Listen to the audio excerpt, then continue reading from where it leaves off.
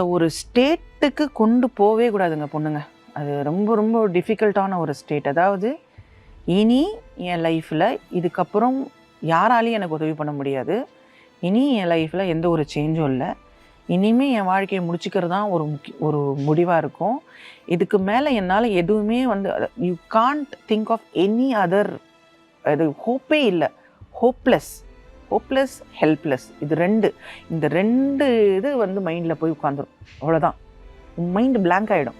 அதுக்கப்புறம் நீங்கள் முடிவெடுத்தால் அது மாதிரி போய் பண்ணுறதுக்கு அந்த வாய்ஸ்லேயே சொல்லியிருப்பாங்க, எனக்கு கான்ஃபிடென்ஸே இல்லைப்பா, லைஃபுக்கான கான்ஃபிடென்ஸே இல்லை, ஹோப்பே இல்லை அப்படி. ஆமாம். எனக்கு புரியல அந்த அளவுக்கு ஹோப் இல்லாமல் இருக்கிறதுக்கு. நான் ஒரே ஒரு விஷயந்தான் பெண்கள்கிட்ட நான் சொல்கிறேன். உனக்கு பண்ணிக்கிறதுன்றது இருக்கிறதுலையே மிகவும் ஒரு பயங்கரமான ஒரு முடிவு தான் அது. வா ஒன்றுக்கு ரெண்டு நான் பார்த்துட்டேன், அப்புறம் அப்படி வா.